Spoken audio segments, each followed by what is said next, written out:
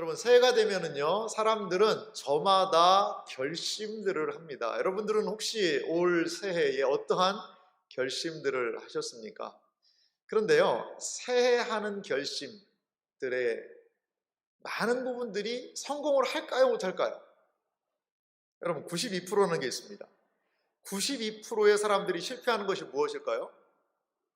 92%의 사람들이 실패하는 것이 뭔가를 살펴봤더니요, 새해 결심의 92%가 실패한다고 그래요. 새해에 세웠던 계획의 92%, 이거는요, 미국 시장 분석 기관인 통계 브레인 조사 연구소에서 이 조사를 해봤더니 새해 결심한 사람의 92%가 새해 계획을 실패한다고 합니다. 그만큼 새해 결심을 지키는 것이 쉽지 않은 것 같아요. 새해가 되면 많은 그리스도인들이 저마다의 신앙적인 목표를 설정을 하지요. 그 중에 이 코로나19 시기에 많은 분들이 관심을 갖는 것이 무엇일까요? 성경 읽기입니다. 그런데 성경을 올해는 꼭 1독을 하리라, 나는 2독을 하리라, 나는 3독을 하리라 결심을 하지만 그것을 끝까지 실행하기가 참 쉽지만은 않은 것 같습니다.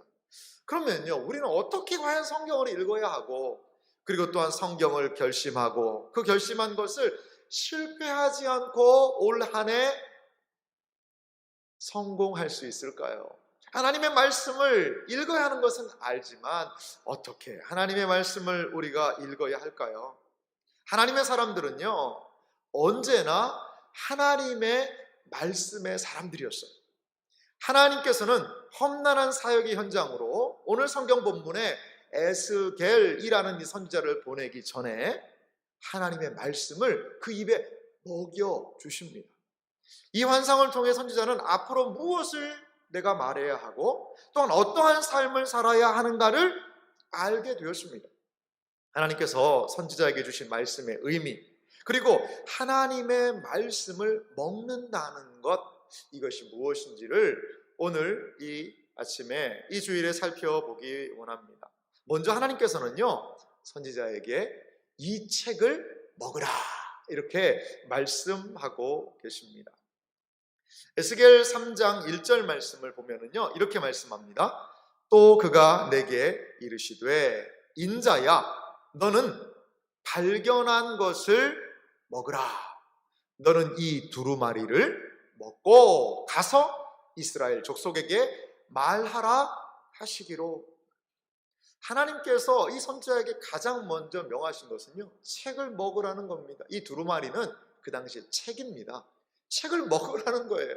먹고 가서 이스라엘 족속에게 말하라라고 하나님이 이야기하고 계신 거예요. 구약 성경에는요, 참 선지자와 거짓 선지자가 많이 등장을 합니다. 참 선지자와 거짓 선지자를 구분하는 기준이 뭘까요? 그의 말이 하나님의 말인가, 하나님의 말이 아닌가가 참 선지자와 거짓 선지자를 구분하는 기준이라는 것이지요. 가장 중요한 것은요, 그가 전해야 하는 하나님의 말씀이 무엇인지를 아는 것, 이것이 선지자에게 중요하다는 것이지요. 에스겔 선지자는요, 두루마리에 하나님의 말씀을 먹었습니다. 그런데 과연 그럼 그 두루마리에 기록된 것은 무엇이었을까요? 윗부분 보면요, 에스겔 2장 9절과 10절에 보면 이런 말씀이 있습니다. 내가 보니 보라, 한 손이 나를 향하여 펴지고 보라, 그 안에 두루마리 책이 있더라. 자, 손이 있는데요, 거기에 두루마리 책이 있었어요. 그 책의 내용을 10절은 이렇게 얘기합니다. 그가 그것을 내 앞에 펴시니 그 안팎에 글이 있는데 그 위에 애가와 애곡과 재앙의 말이 기록되었더라.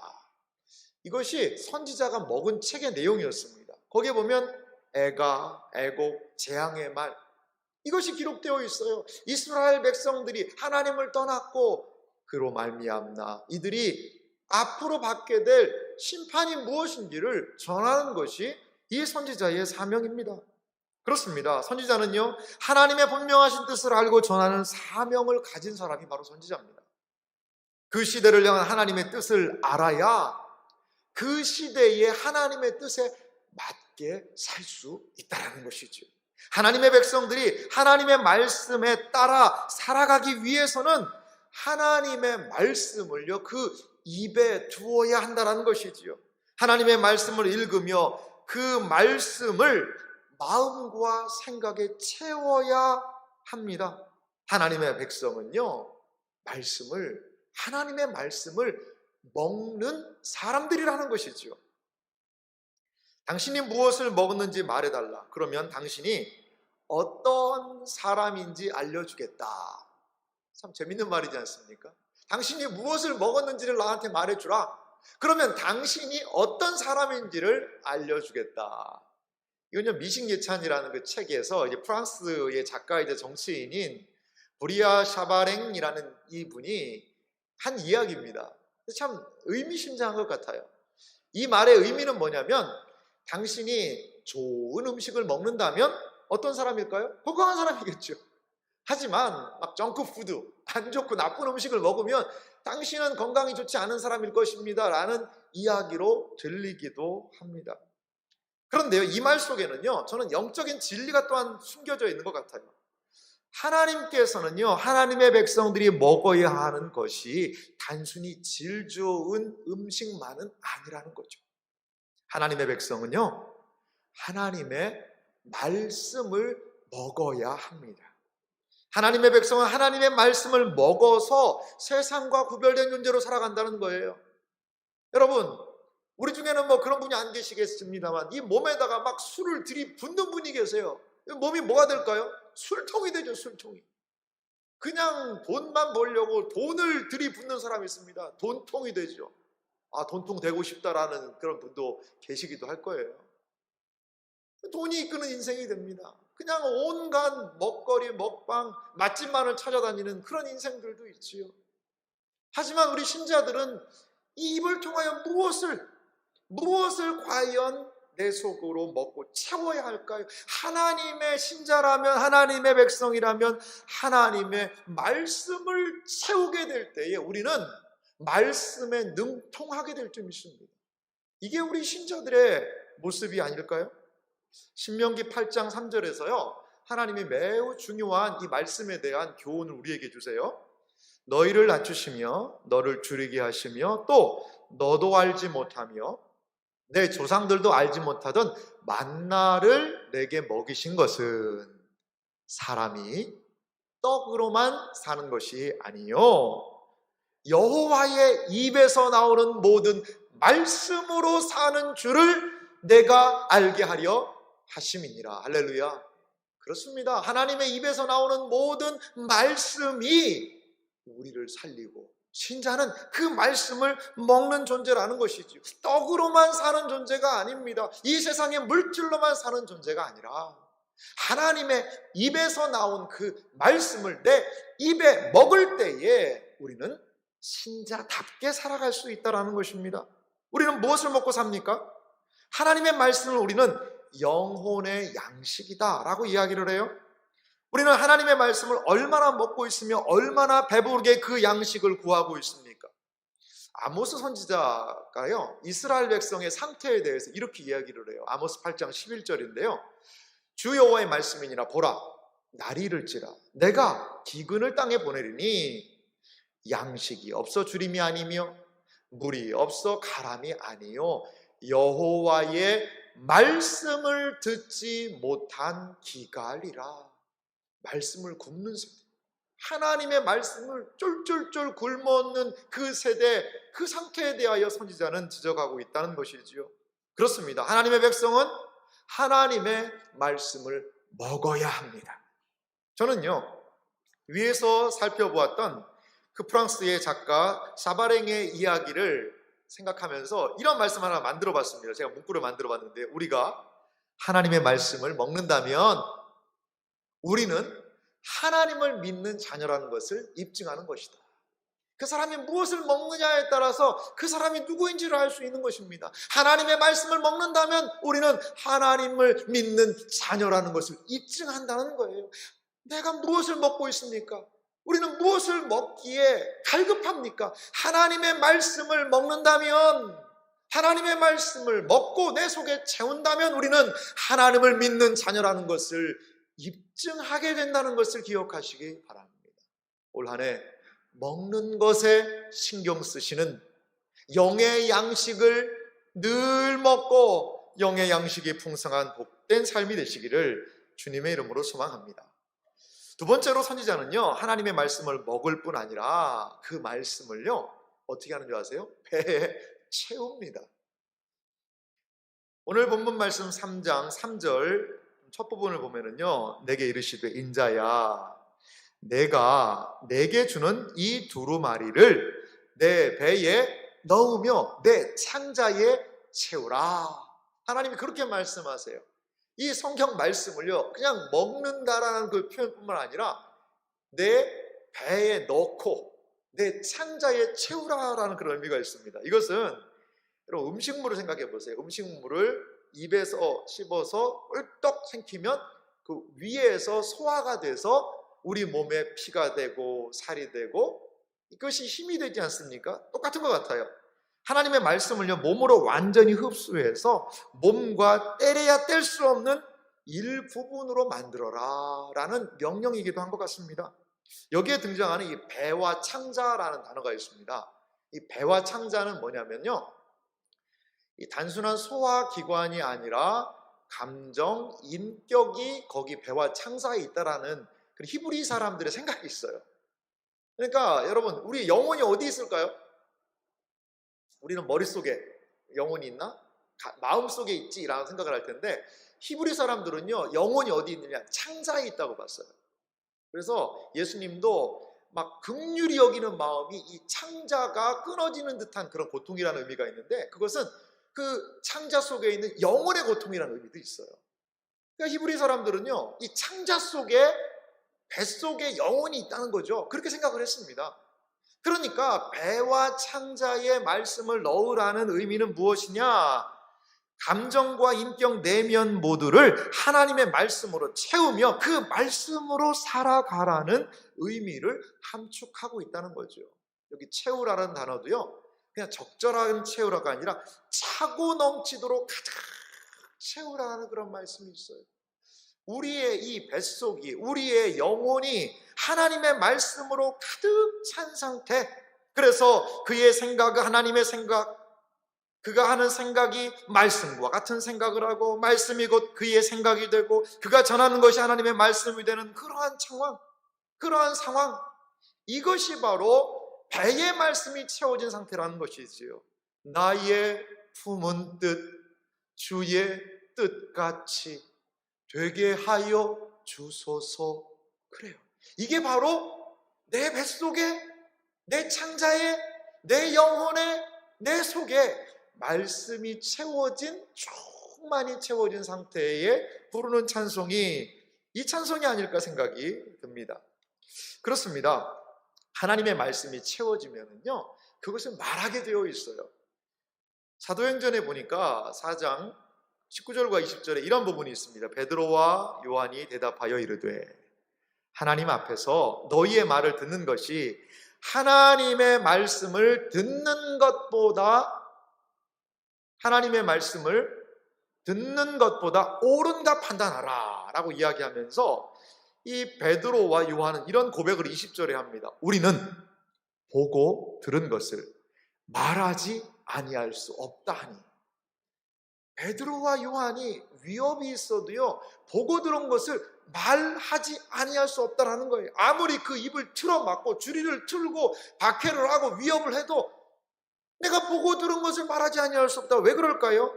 베드로와 요한은 그들이 들은 것, 그 속에 성령님으로 인한 채워진 하나님의 말씀, 그리스도에 대한 확신, 이것을 말하지 않을 수가 없었다는 것이죠. 왜 그렇습니까? 이 뱃속에, 그 영혼 속에 주님의 말씀이 충만하게 꽉 차 있었기 때문이지요.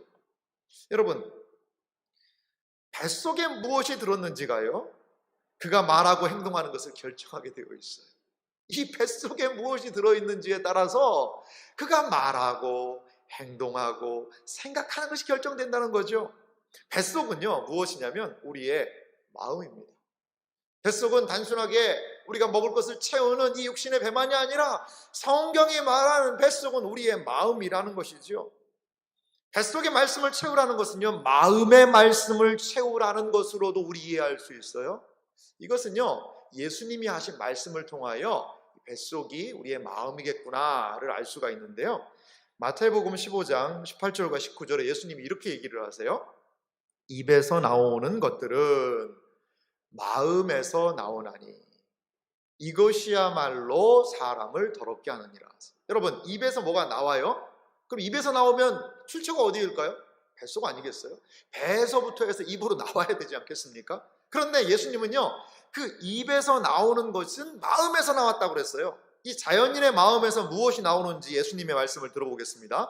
마음에서 나오는 것은 악한 생각과 살인과 간음과 음란과 도둑질과 거짓 증언과 비방이니, 이 자연인의 마음 속에서 악한 생각과 온갖 것들이 다 나온다는 것이지요. 그렇습니다. 왜 그럴까요? 내 속에, 내 뱃속에, 내 마음 속에 악한 것들이 있다라는 것이지요. 그리고 그 악한 것들이 우리의 뱃속에서, 마음에서부터 출발해서 입으로 나오게 되고 모든 악을 저지르게 되더라는 것이지요. 결국 배를 채우라는 말씀은 단순히 말씀을 생각하라는 것을 넘어서서 하나님의 말씀이 우리의 영혼 중심에 자리 잡고 그 말씀이 우리의 마음에 가득 차야 한다라는 것을 의미합니다. 다시 한번 말씀드리게 들어보세요. 결국 배를 채운다는 것은 어떤 뜻이라는 거죠? 말씀을 단순하게 생각하라는 것을 넘어서서요, 하나님의 말씀이 우리의 영혼 중심에 자리 잡고 그 말씀이 우리의 마음에 가득 차야 한다는 것이죠. 우리의 영혼을 지배하고 있고 우리의 마음을 지배하고 있는 주된 생각은 무엇인가요? 우리의 영혼에, 내 뱃속에, 내 마음에는 과연 무엇이 가득 차 있는 것일까요? 하나님의 말씀이 우리의 뱃속에, 우리의 생각 속에, 우리의 영혼의 좌소에, 우리의 마음에 가득 차시기를 주님의 이름으로 소망합니다. 이것이 바로 하나님께서 선지자에게 요구하신 말씀이었습니다. 그런데요, 선지자가 이렇게 하나님을 먹을 때의 상황은 어떤 상황이었을까요? 하나님의 말씀을 채우고 하나님의 말씀을 먹었다라는 표현을 하는데, 언제 이러한 일을 하게 된 걸까요? 편안하게 하나님의 말씀을 받아서 먹고 하나님과 교제하고 태평한 시기에 선지자가 하나님의 말씀을 받은 것은 아니었다는 것이죠. 이 에스겔 선지자가 사역을 했을 때의 배경을요, 1장이 우리에게 알려주고 있어요. 에스겔 1장 1절은 이렇게 시작하고 있습니다. 30째 해 넷째 달 초 닷새에 내가 그발 강가 사로잡힌 자 중에 있을 때에 하늘이 열리며 하나님의 모습이 내게 보이니. 여기 보면 30째 해라는 단어가 있습니다. 이것은 사실 정확하게는 모릅니다. 30째 해라는 의미가. 그런데 많은 사람들은 에스겔의 나이가 아니었을까? 한 30살쯤에 성명을 받은 걸로 보고 있어요. 그 초닷새에 내가 그발강가, 이 그발강가는요, 바벨론에 있는 한 강입니다. 선지자는 지금 예루살렘이나 남한국 유대에 있는 게 아니에요. 어떻게 됐죠? 사로잡힌 중에 포로로 끌려간 상태에 그는 놓여 있는 것이죠. 2절 말씀은요, 그 상황을 더 이렇게 얘기하고 있습니다. 여호야긴 왕이 사로잡힌 지 5년 그달 초 닷새라. 여호야긴이라는 남한국 유다의 이 19대 왕이거든요. 이 여호야긴 왕이 바벨론으로 사로잡혀간 지 이제 5년 차가 된다는 거예요. 여호야긴 왕은 어떤 왕이냐면요, 유대의 19대 왕이었습니다. 19대 왕이었는데요, 이 3개월간 예루살렘에서 다스렸어요. 참 안타깝죠. 왕이 됐는데요, 3개월간 다스렸어요. 여호야긴은요 18세, 18살에 왕이 됐거든요. 근데 딱 3개월간 다스리다가 나중에 바벨론으로 잡혀가서 포로가 되게 됩니다. 이 부분을 알 수 있는 게 열왕기 하 24장 15절과 16절인데요. 에스겔 본문을 알 수 있는 그런 배경이에요. 그가 여호야긴을 바벨론으로 사로잡아 가고 왕의 어머니와 왕의 아내들과 내시들과 나라의 권세 있는 자도 예루살렘에서 바벨론으로 사로잡아 가고, 이게 이제 에스겔의 배경이 되기도 합니다. 16절은요, 누구를 또 사로잡아 갔는지를 보여줘요. 또 용사 7,000명과 장인과 대장장이 1,000명, 곧 용감하여 싸움을 할 만한 모든 자들을 바벨론 왕이 바벨론으로 사로잡아 가고. 그러니까요, 사실 이때 남한국 유다는 망한 겁니다. 그 이후에 한 시드기야가 11년간 다스리는데 변변치 않은 사람들이 남아있다가 그냥 마지막에 넘어간 거예요. 사실 이렇게 여호야긴 때 거의 이 나라는 끝난 겁니다. 조금 더 버티다가 끝났지만요. 그래요, 여러분. 하나님의 말씀을 먹고 그 말씀을 배에 채운 때는요, 이방 땅에서 포로로 있을 때였어요. 나라는 망했고요, 하나님을 섬기는 사람들이 큰 포로로 고통을 당하고 있는 그때였습니다. 그때 선지자는 하나님의 말씀을 먹었어요. 동일한 상황이요, 요한 계시록에 되어 있더라고요. 에스겔이 포로의 상황에서 하나님의 말씀을 받고 먹고 하나님의 뜻을 알고 하나님의 말씀으로 그 속을 채웠는데, 동일한 상황이 요한계시록에도 등장을 합니다. 10장 9절에서부터 보면은요, 내가 천사에게 나아가 작은 두루마리를 달라 한즉 천사가 이르되 갖다 먹어버리라. 내 배에는 쓰나 내 입에는 꿀같이 달리라 하거늘. 10절입니다. 내가 천사의 손에서 작은 두루마리를 갖다 먹어버리니 내 입에는 꿀같이 다나 먹은 후에 내 배에서는 쓰게 되더라. 그가 내게 말하기를 내가 많은 백성과 나라와 방언과 임금에게 다시 예언하여야 하리라 하더라. 이게 무슨 말씀인가요? 사도 요한 선생님, 로마의 압제, 로마의 지배 아래 놓여 있었습니다. 많은 사람들이 신앙생활하다 박해를 받고 있는 상황, 하나님을 믿고 섬기기가 어려운 그 상황에 하나님께서는 이 사도 요한의 입에 하나님의 말씀을 먹으라 라고 이야기하고, 그 말씀을 먹은 사도 요한은 내가 많은 백성과 나라와 방언과 임금에게 다시 예언하여야 하리라. 하나님의 말씀을 전해야 한다는 거예요. 그렇습니다. 시대가 어둡고 상황이 안 좋고 많은 부분에서 나의 인생에 어두움이 왔을 때, 그때가 어떠한 때일까요? 하나님의 말씀을 먹어야 하는 때라는 것이지요. 포로로 잡혀가서 있었던, 나라가 망하는 것을 바라보았던 에스겔은 그 포로 가운데서 하나님의 말씀을 먹었습니다.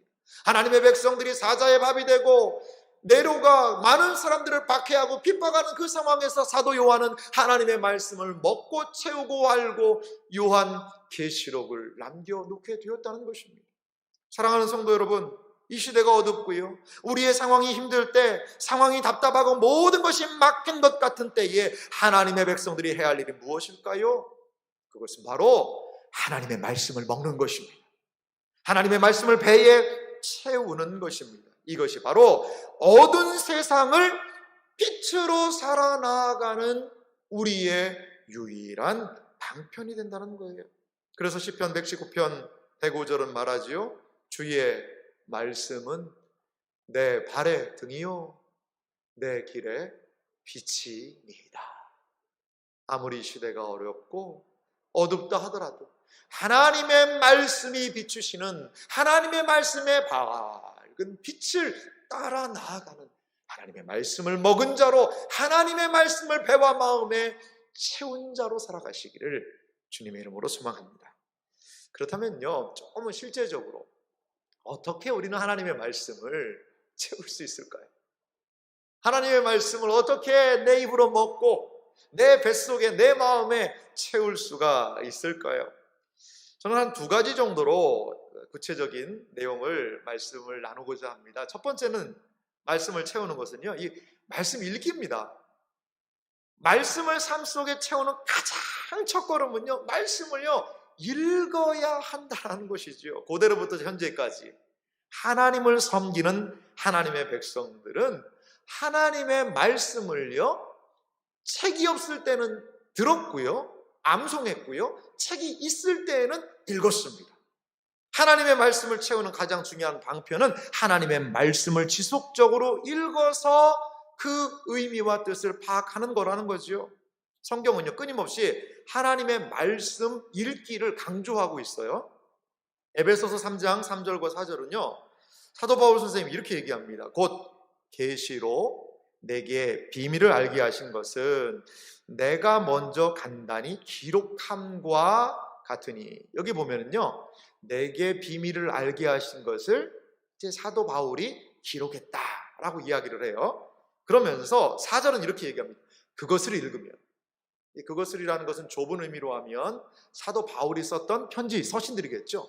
넓은 의미로 하면 성경이라고 얘기할 수 있겠습니다. 그것을 읽으면 내가 그리스도의 비밀을 깨달은 것을 어떻게 해요?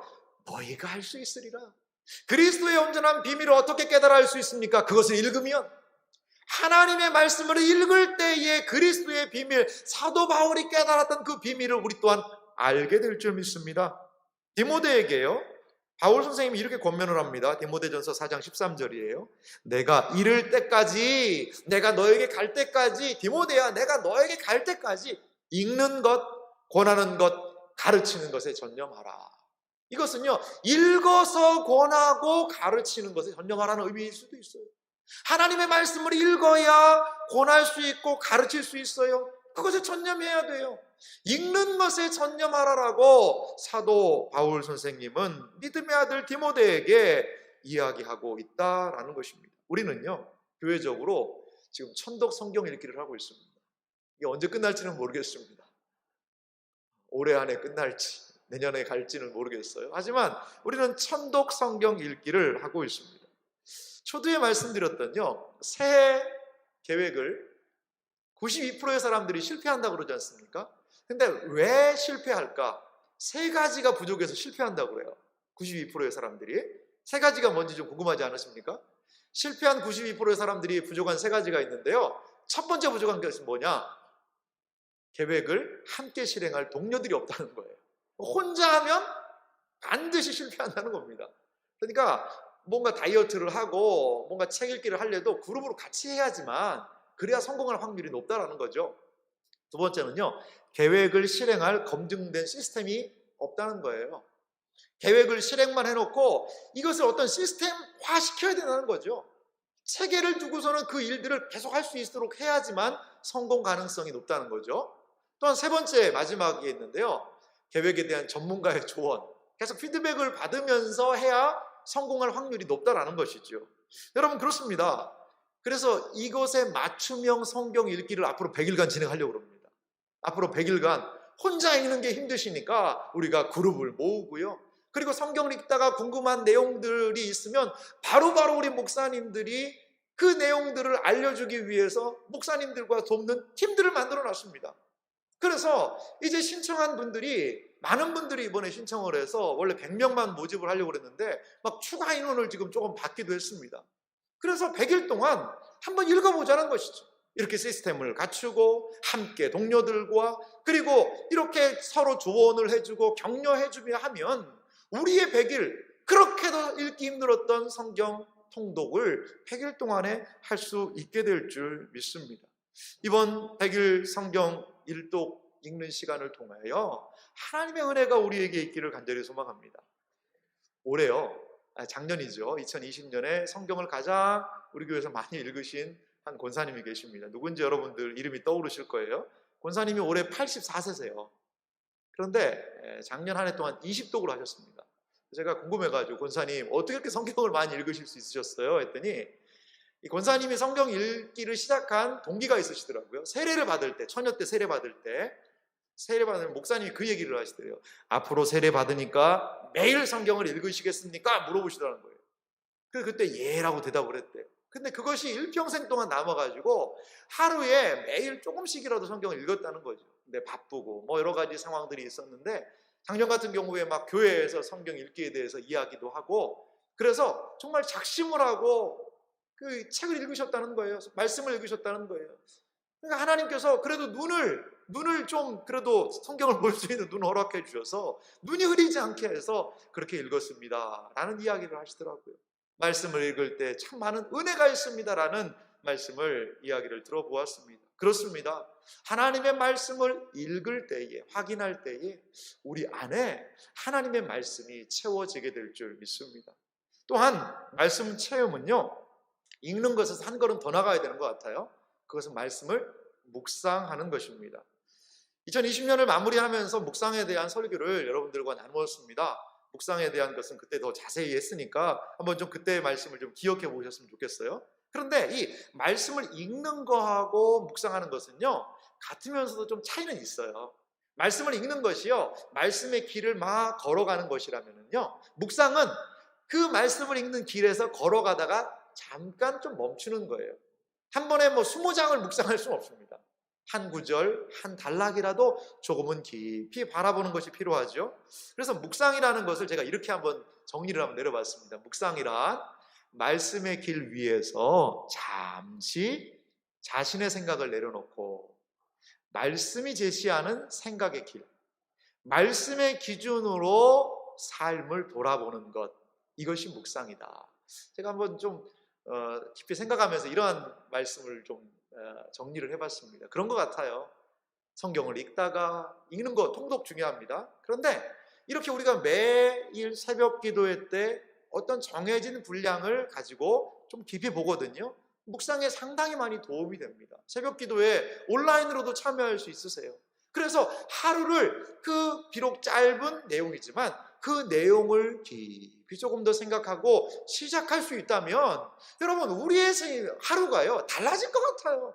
이 말씀을, 그 말씀을 통하여 생각하고 그 말씀을 기억하는 그러한 삶이 우리에게 필요하다는 것이죠. 시편 1편 1절과 2절은 이 묵상에 대해서 이렇게 우리에게 일러주지요. 복 있는 사람은 악인들의 꾀를 따르지 아니하며 죄인들의 길에 서지 아니하며 오만한 자들의 자리에 앉지 아니하고 오직 여호와의 율법을 즐거워하여 그의 율법을 주야로 묵상하는도다. 하나님의 말씀 우리가 묵상하게 될 때 악인들의 꾀, 죄인들의 길, 오만한 자리를 거부할 수 있는 힘이 생긴다. 이것이 바로 묵상이라는 것입니다. 저는 설교를 마치면서 한 분을 좀 소개하고 싶습니다. 그분은 김익두라는 목사님이세요. 이 김익두 목사님은 1874년이니까 꽤 오래전 분이시죠. 그리고 이제 6.25 때 북한에서 북한군에 의해서 총살을 당하신 그런 목사님이신데요. 이분이 생전에요 구약을 100번을 읽으셨대요. 그 신약은요 1000번을 읽으신 분입니다. 근데 이분에 대해서 제가 한번 소개한 적은 있는데요. 어떻게 보면 이분은 방황하는 인생을 살았던 분이죠. 이 김익두라는 목사님은요, 그 안악골의 호랑이라는 그런 별명도 있고요. 그리고 개망나니 익두 이렇게 완전히 망가지고 부서진 인생을 살다가 복음을 만나게 됩니다. 그게 27살 때예요. 그리고 28살 때 세례를 받는데요. 27대 복음을 받아들였고 28에 이제 세례를 받는 그 1년간요. 신약 성경을 100번을 읽습니다. 그 당시에 우리 선비들은 책을 여러 번 읽는 그런 습관이 있었던 것 같아요. 그러니까 3일에 한 번씩 신약 성경을 읽은 거예요. 그리고서는 세례를 받습니다. 그래서 하나님께서 어떻게 보면 그 시대에 그냥 망가지고 깨어진 인생으로 있던 이 김익두라는 이 인생에 찾아오셔서 하나님의 말씀을 읽게 하고 알게 하고 깨닫게 하셔서 얼마나 많은 역사를 하게 하신 줄 압니까? 그가 말씀 집회를 몇 번 했냐면요, 대략 한 776회 동안 사경회를 인도했다고 그래요. 설교회 수는요 28,000, 교회를요 150개를 지었고요, 유치원을 참 특별하게 120개를 세웠다고 그럽니다. 그의 말씀을 듣고 감화되어서 목사된 사람이 200명이라고 그럽니다. 그 중에 대표적인 분이 주기철 목사님이에요. 김익두 목사님의 설교 듣고 변화돼서 주기철 목사님이 목사가 되었다는 것이지요. 이렇게 그 망가지고 깨어진 그 인생에 하나님이 찾아오셨고 그 말씀을 읽고 그 말씀을 먹고 그 말씀을 배의 창자에 그 마음에 채우게 되자 한 시대, 그 일제시대의 그 암울한 시대에 하나님의 말씀을 증거하는 불의 선지자와 같은 이러한 목회 사역을 감당했다는 그런 이야기를 들었습니다. 그는요 성경을 통해 예수님의 심정을 이렇게 읽었다고 그래요. 한 부분을 소개하겠습니다. 저는 사복음서를 읽을 때마다 한 번도 울지 않은 적이 없습니다. 예수님이 십자가를 지고 가는 모습, 그 십자가에 달려 못 박히신 장면을 상상하면 눈물이 앞을 가려 성경 글씨가 눈에 잘 보이지 않습니다. 금식도 많이 해보고 이적도 많이 체험해보고 집회도 많이 해보았으나 성경을 읽어 얻은 은혜보다 더 큰 은혜가 없음을 깊이 깨달았습니다. 그러면서 일평생 구약을 100번, 신약을 1000번 이상 이렇게 읽으며 하나님의 사람으로 살아가셨다는 것이죠. 사랑하는 성도 여러분, 하나님의 말씀이 우리 앞에 놓여 있습니다. 우리가 그 말씀을 어떻게 읽어야 할까요? 요한계시록 1장 3절은 이렇게 말합니다. 이 예언의 말씀을 읽는 자와 듣는 자와 그 가운데 기록한 것을 지키는 자는 복이 있나니 때가 가까움이라. 하나님의 말씀을 읽고 그 말씀을 내 심령에 채우는 우리가 되기를 간절히 소망합니다. 사랑하는 성도 여러분, 우리는 이 책을 집어 읽어야 합니다. 이제 그 말씀을 그냥 내버려 두는 것이 아니라 나의 일상에서 나의 영혼의 양식으로 하루하루 밥 먹듯이 하나님의 말씀을 그 입에 넣어야 하고 우리의 뱃속에 채워야 하고 우리의 심령의 영혼의 좌소에 하나님의 말씀이 중심으로 자리 잡아야 할 줄 믿습니다. 우리에게 성경이 있습니다. 성경을 읽고자 하는 동기들이 있습니다.